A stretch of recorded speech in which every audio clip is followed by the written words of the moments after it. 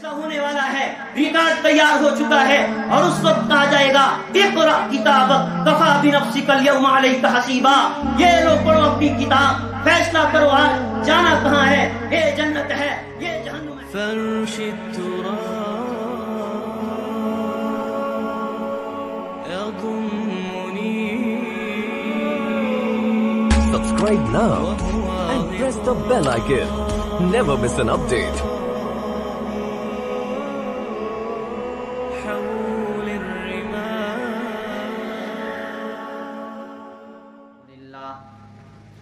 الحمد لله الذي هدانا لهذا وما كنا لنهتدي لولا أن هدانا الله ونشهد أن لا إله إلا الله وحده لا شريك له ونشهد أن سيدنا وسندنا وحبيبنا وشفيعنا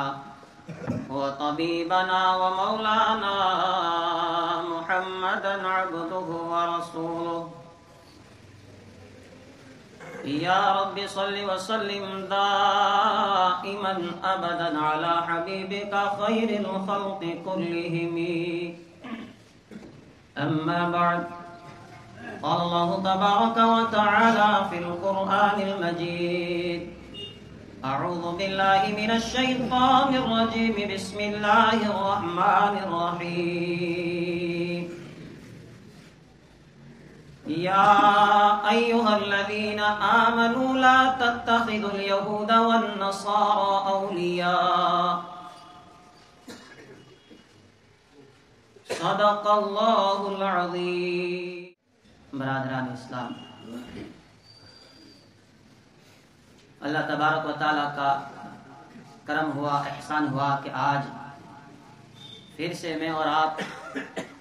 اللہ تبارک و تعالیٰ کے اس پاک اور مقدس گھر میں جمع ہوئے. اللہ نے توفیق دی، دعا فرمائی کہ اللہ تبارک و تعالیٰ ہمارا آنا قبول فرمائے.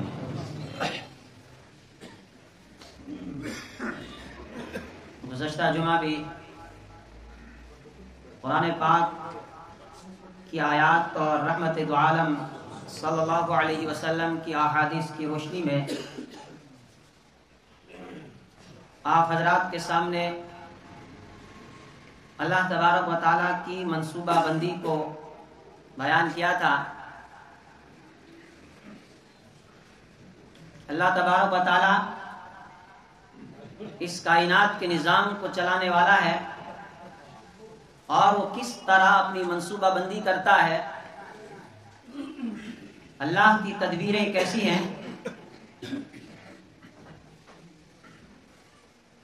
دشمن کتنی ہی تدبیریں کرتا ہے، کتنے ہی منصوبے وہ بناتا ہے، آخر کار رب العالمین کی تدبیر غالب آ جاتی ہے، اس کا منصوبہ کامیاب ہوتا ہے، اور جو شیاطین ہوتے ہیں اور شیطان کے اعلی کار، وہ جتنے منصوبے بناتے ہیں، جتنی وہ تدبیریں کرتے ہیں، ان کی وہ تمام تدبیریں ناکام ہو جاتی ہیں. وہ اپنے کسی بھی منصوبے میں کامیاب نہیں ہو پاتے ہیں، ان کی کوئی تدبیر پوری ہوتی نہیں ہے، بلکہ رب العالمین کی تدبیر غالب رہتی ہے. اور اس پر میں نے آپ سے کہا تھا کہ ہر دور میں شیطانوں نے تدبیریں کی، اور پھر میرے اور آپ کے آقا رحمت دو عالم صلی اللہ علیہ وسلم کے خلاف کیسی کیسی تدبیریں کی گئی، کیسے کیسے منصوبے بنائے گئے، جس کو قرآن نے کہا وَمَكَرُوا مَكْرَهُمْ وَإِنْ كَانَ مَكْرُهُمْ لِتَزُولَ مِنْهُ الْجِبَالُ. انہوں نے ایسی تدبیریں کی، ایسے ایسے منصوبے بنائے، لِتَزُولَ مِنْهُ الْجِبَالُ، ایسا لگتا ہے کہ پہاڑ بھی اپنی جگہ سے ہل جائے. اور دوسری جگہ نبی اکرم صلی اللہ علیہ وسلم کو فرمایا لَوْلَا أَن ثَبَّتْنَاكَ لَقَدْ كِدْتَ تَرْكَنُ إِلَيْهِمْ شَيْئًا قَلِيلًا، کہ میرے محبوب، اگر ہم نے آپ کو اس دین کے اوپر نہ جمایا ہوتا، اگر ہم نے آپ کو اس دین کے اوپر جمع کے نہ رکھا ہوتا تو انہوں نے ایسی ایسی تدبیریں کی، ایسے منصوبے بنائے کہ آپ کو بھی یہ پوری کوشش کر رہے تھے کہ آپ کو راستے سے ہٹا دیں، لیکن ہم نے آپ کو جمع کے رکھا اس لیے یہ آپ کو ہٹا نہ سکے۔ یعنی ایسی تدبیریں کی گئی کہ ہمالیہ اپنی جگہ سے ہل جائے، پہاڑ اپنی جگہ سے ہل جائیں، لیکن وہ تدبیروں میں ناکام رہے۔ ان کا جو منصوبہ تھا اس منصوبے میں وہ کامیاب نہیں ہوئے، اور اللہ تبارک و تعالیٰ کا جو منصوبہ تھا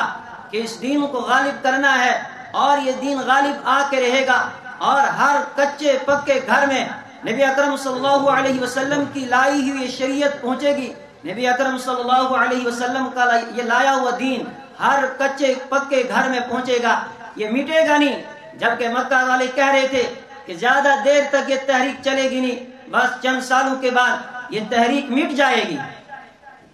لیکن اللہ نے کہا کہ نہیں، بلکہ یہ میرا وعدہ ہے کہ یہ تحریک بڑھے گی اور ہر کچے پکے گھر تک یہ تحریک پہنچے گی، اور یہی دین اور یہی تحریک تمام تحریکوں کے اوپر اب غالب رہے گی۔ اور پھر نبی اکرم صلی اللہ علیہ وسلم کی جو تیار کردہ جماعت تھی، ان کا ایمان کس درجے کا تھا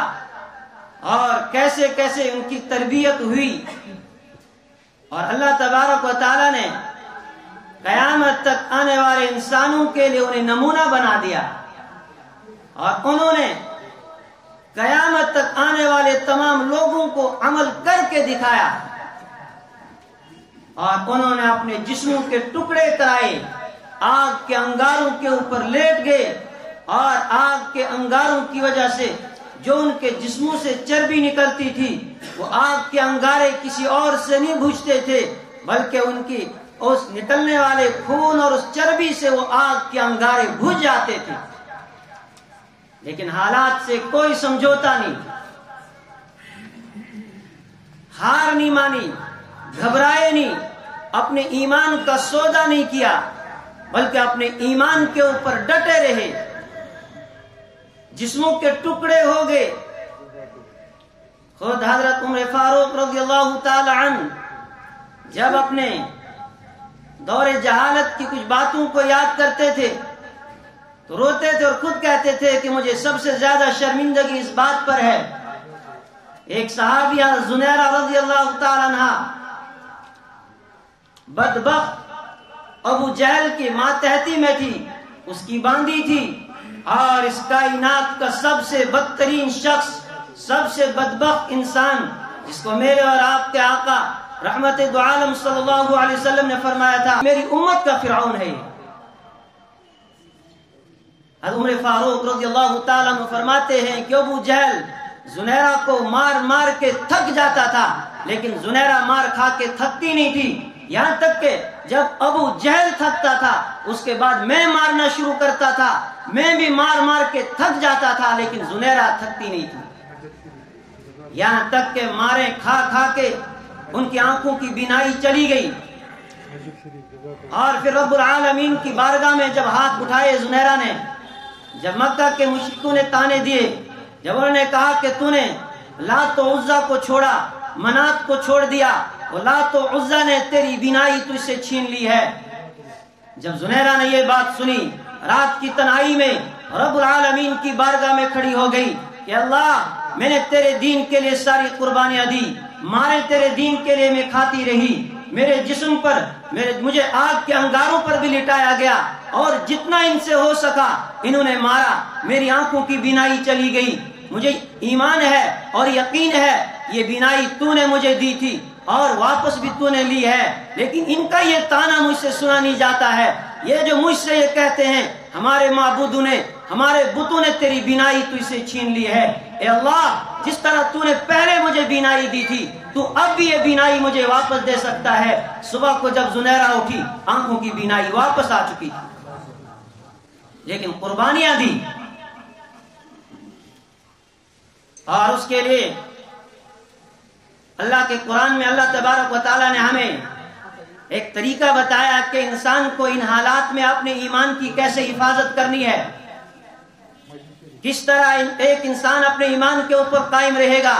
کس طرح انسان ڈٹ کر حالات کا مقابلہ کرے گا۔ قرآن نے اعلان کیا فلا تطع المكذبين ودوا لو تدهن فيدهنون ولا تطع كل حلاف مهين هماز مشاء بنميم مناع للخير معتد اثيم عتل بعد ذلك زنيم۔ قرآن نے اعلان کیا فلا تطع المكذبين، او میرے محبوب آپ ان جھٹلانے والوں کی بات نہ ماننا جو آپ کی نبوت کا انکار کرتے ہیں، جو میری کتاب کو نہیں مانتے ہیں۔ آپ ایسے لوگوں کی بات کا اعتبار مت کرنا، ان کی کسی بات کو مت ماننا۔ فلا تطع المكذبين ودوا لو تدهن فيدهنون، یہ چاہتے ہیں کہ آپ بھی ان کے لیے کچھ نرم پڑ جائیں، یہ بھی آپ کے لیے نرم پڑیں گے۔ میرے محبوب ان سے کہو کہ میں کسی بھی طرح تمہارے ساتھ سمجھوتا کرنے کے لیے تیار نہیں ہوں، بلکہ آپ جو ہیں جس چیز کا آپ کو حکم دیا گیا ہے، اور میرے محبوب آپ ڈنکے کی چوٹ ان کے سامنے حق کا اعلان کر دیجئے، انہیں اچھا لگے یا نہ لگے، آپ ان کے ساتھ کسی طرح کا کوئی سمجھوتا مت کرنا۔ وَدُّوا لَوْ تُدْهِنُ فَيُدْهِنُونَ فَلَا تُطِعْ كُلَّ حَلَّافٍ مَّهِينٍ۔ میرے محبوب آپ بہت زیادہ قسمیں کھانے والے ان جھوٹوں کی بات کو مت ماننا، ان کی ان باتوں پر اعتبار مت کرنا، یہ جھوٹے ہیں، ان سے بڑا جھوٹا کوئی نہیں ہے، آپ ان کی کسی بات کو مت ماننا۔ وَدُّوا لَوْ تُدْهِنُ فَيُدْهِنُونَ وَلَا تُطِعْ كُلَّ حَلَّافٍ مَّهِينٍ هَمَّازٍ مَّشَّاءٍ بِنَمِيمٍ۔ یہ وہ لوگ ہیں جو آپس میں چگلیاں کھاتے ہیں، جو آپس میں لوگوں کو لڑانے کا کام کرتے ہیں، اور آپس میں لوگوں کو لڑا کے اور اس کے بعد پھر ان کا تماشا دیکھتے ہیں۔ ان کا کام ہی لوگوں کو لڑانا ہے اور پھر اس کے بعد ان لوگوں کا تماشا دیکھنا ہے۔ ان لوگوں کی بات مت ماننا۔ ہماز مشاء بنمیم مناع للخیر معتد اثیم، یہ نیکی کے کاموں سے روکتے ہیں، یہ بھلائی کے کاموں سے روکتے ہیں، یہ نہیں چاہتے ہیں تم کوئی خیر کا کام کرو، تم کوئی نیکی کا کام کرو، یہ اس سے تمہیں روکنے کی کوشش کریں گے۔ عتل بعد ذلک زنیم، اتنا ہی نہیں، اس سب کچھ کے بعد ایک تو یہ ایسے ان کے منہ اتنے گندے کہ ہر وقت ان کے منہ سے گندی باتیں نکلیں گی، گالیاں نکلیں گی، اجڑ قسم کے لوگ ہیں۔ اور سب سے بڑی بات، ان سب خرابیوں کے بعد سب سے بڑی خرابی جو ان کی ہے، یہ مجہول النسب لوگ ہیں، ان کو پتہ ہی نہیں ہمارا باپ کون ہے، یہ تو حرامی قسم کے لوگ ہیں، انہیں معلوم نہیں ہمارا باپ کون ہے، یہ بے اصل لوگ ہیں، ان لوگوں کی بات کو مت ماننا۔ آپ پورے امریکہ اور یورپ اور برطانیہ کی تاریخ اٹھا کر آپ دیکھیں، ایک بڑا طبقہ ایسا تیار ہو گیا جن کے باپ کا پتہ نہیں، جو مجہول النسب لوگ ہیں، ایک بڑا طبقہ تیار ہوا، اور ہم نے اپنی آنکھوں سے اس پیشن گوئی کو پورا ہوتے ہوئے دیکھا۔ 1450 سال پہلے قرآن نے کہا تھا ان مجہول النسب لوگوں کی بات کو تم کبھی مت ماننا،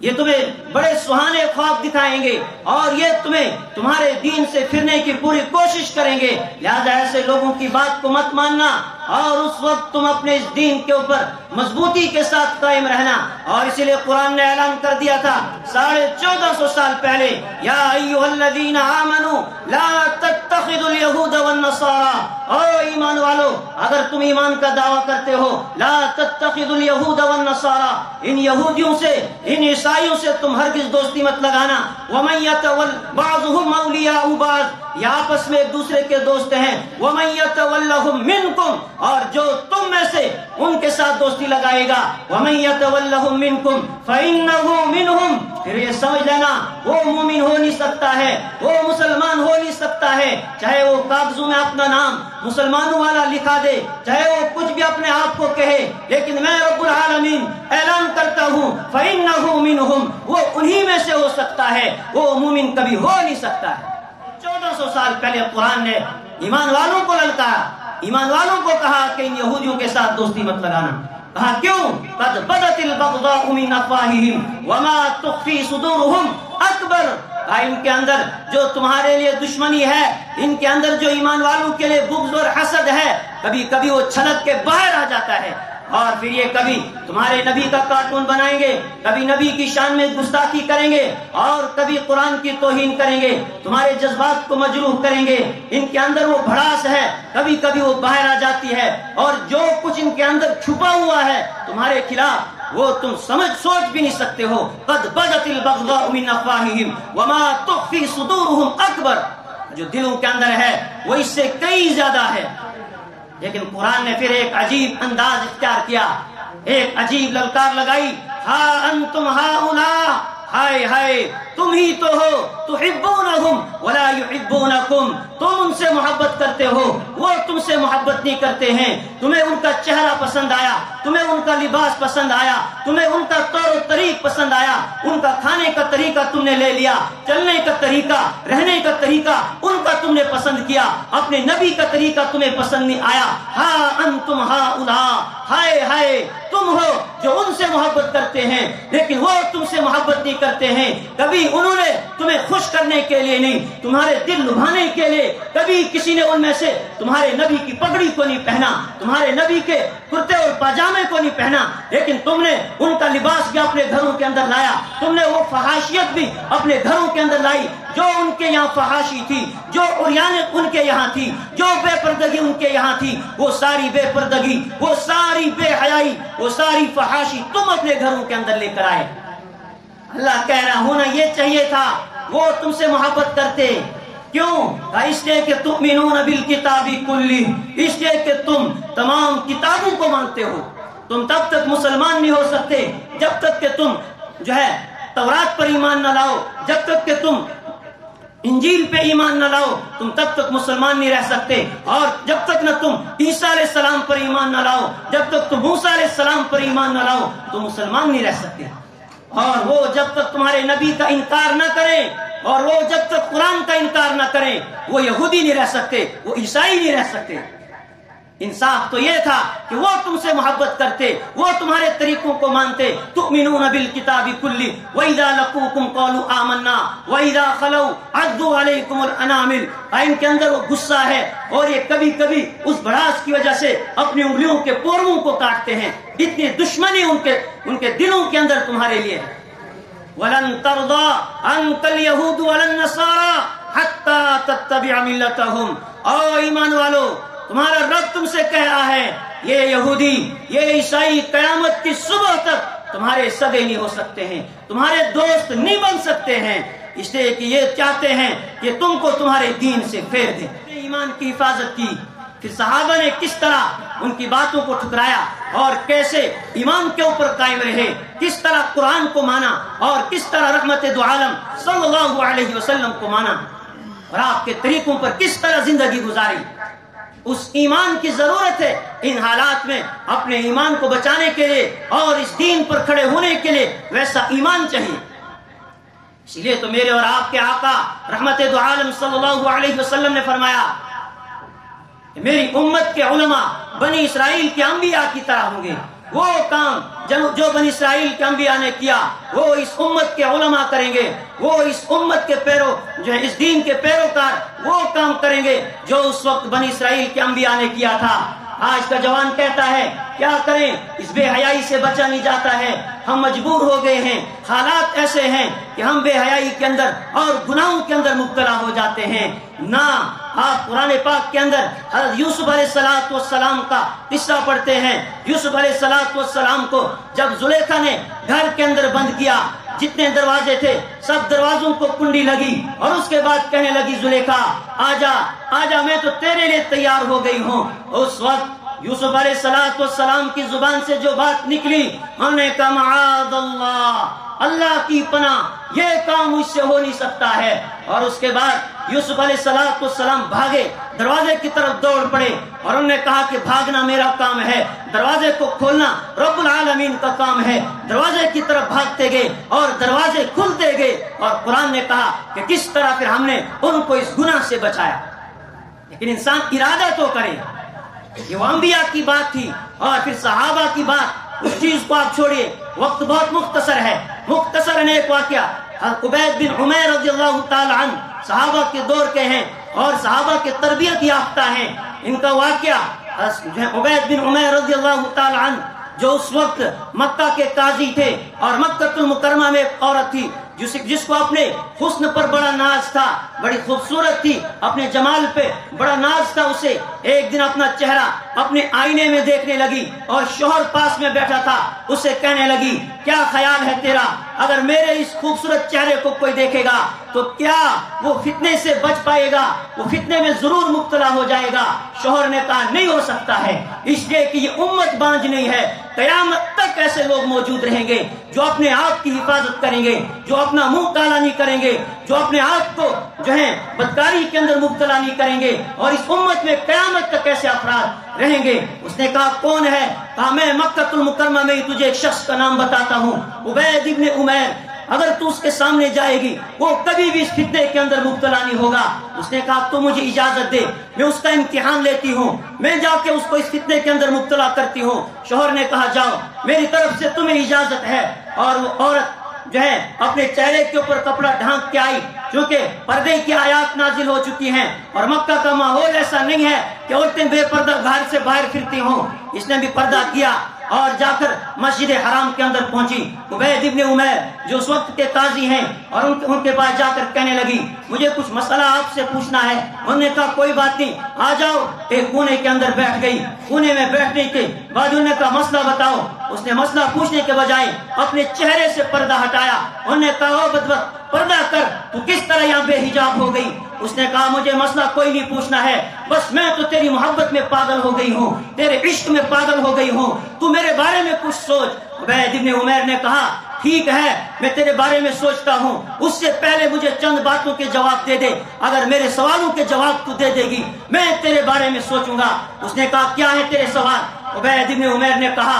ذرا سوچ، اگر تیرے پاس ملک الموت آ جائے، وہ وقت جس کو قرآن نے کہا وَجَاءَ سَكْرَةُ الْمَوْتِ بِالْحَقِّ ذَلِكَ مَا كُنْتَ مِنْهُ تَحِيدُ، یہ موت کی حقیقت آ گئی ہے، وہ موت کی بے ہوشی جس سے تم بھاگتے تھے وہ ملک الموت آ گیا ہے۔ اس کو قرآن نے کہا وجوہ یومئذ ناظرہ الی ربہا ناظرہ ووجوہ یومئذ باصرہ، کچھ چہرے چمکتے ہوئے اور کچھ چہرے مایوس ہوں گے۔ ملک الموت تیری روح نکالنے والا ہوگا اور تجھے یہ معلوم ہو جائے کہ میری روح اب نکلنے والی ہے، کیا تو مجھ سے اس وقت یہ کہے گی کہ میرے بارے میں سوچو؟ اس نے کہا نہیں کہہ سکتی ہوں، اس لیے کہ میری موت اس وقت موت کا فرشتہ آ گیا ہوگا اور اس وقت پھر کون یہ کہہ سکتا ہے کہ میرے بارے میں یہ سوچو؟ کہا اچھی بات ہے، تو اگلی بات سن، جب تو مر جائے گی تیری روح نکل جائے گی، تیرے گھر والے تجھے لے کر قبر کے اندر دفن کر دیں گے، رشتہ دار بھی واپس لوٹیں گے، گھر والے بھی واپس لوٹیں گے، قبر بند کر دی جائے گی، اندر اب جو ہے قبر کے کیڑے اور مکوڑے، سانپ اور بچھو ہوں گے، رات کی تنہائی ہوگی اور منکر و نکیر آئیں گے۔ وہ جب تجھ سے پوچھیں گے من ربک، تیرا رب کون ہے، اور وہ تجھ سے پوچھیں گے ما دینک، تیرا دین کیا ہے، وما تقولین فی ھذا الرجل، تو اس آدمی کے بارے میں کیا کہتی ہے، یعنی نبی اکرم صلی اللہ علیہ وسلم کے بارے میں تو بتا، کیا قبر کی اس اندھیری کوٹری میں تو مجھ سے یہ کہہ سکتی ہے کہ میرے بارے میں کچھ سوچو؟ اس نے کہا نہیں سوچ سکتی ہوں اور نہ کہہ سکتی ہوں۔ کہا اتنا ہی نہیں، آگے چل، جب محشر کا میدان قائم ہو جائے گا، رب کی عدالت لگے گی، اعمال نامے ملنے والے ہوں گے، تجھے یہ خبر نہیں اعمال نامہ دائیں ہاتھ میں ملے گا بائیں ہاتھ میں ملے گا، فیصلہ ہونے والا ہے، ریکارڈ تیار ہو چکا ہے، اور اس وقت کہا جائے گا اقرأ کتابک کفی بنفسک اليوم علیک حسیبا، یہ لو پڑھو اپنی کتاب، فیصلہ کرو آج جانا کہاں ہے، یہ جنت ہے یہ جہنم ہے، فیصلہ کر لو، کتاب پڑھ لو۔ اور انسان کتاب پڑھے گا کہے گا ما لہذا الکتاب ما لہذا الکتاب، ہائے افسوس اس کتاب کو کیا ہو گیا،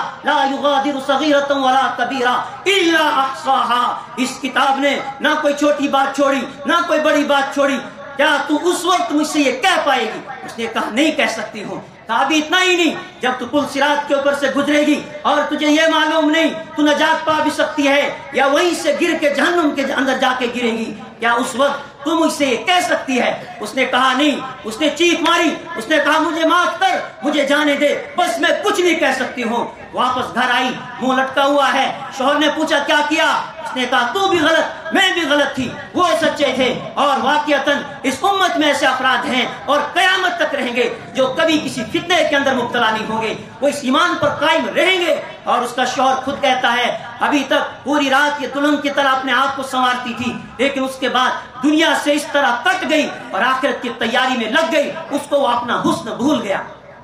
میرے نوجوان ساتھیوں، یہ جب انسان یاد رکھتا ہے کہ میری موت آنے والی ہے، ملک الموت کھڑا ہے اور پھر میرے سامنے قبر کے کیڑے ہیں، سانپ اور بچھو ہیں، پھر انسان کے ہاتھ کانپتے ہیں، پھر کسی کی طرف نگاہ اٹھتے اٹھتے نگاہ ہمت نہیں کرتی ہے، وہ نگاہیں جھک جاتی ہیں، اور پھر کسی کا حق دباتے ہوئے انسان کے ہاتھ کانپتے ہیں، پھر انسان کا ہاتھ نہیں چلتا ہے جب رب العالمین کی عدالت کا یقین ہو۔ یہ صحابہ کا ایمان تھا کہ جہاں ان کو ان کے ایمان سے کوئی ہٹا نہیں سکتا۔ ایسے ایمان کی ضرورت ہے، تب جا کے ہم کامیاب ہو سکتے ہیں۔ اللہ ہمیں بھی ویسا ہی ایمان نصیب فرمائے۔ وآخر دعوانا الحمدللہ رب العالمین۔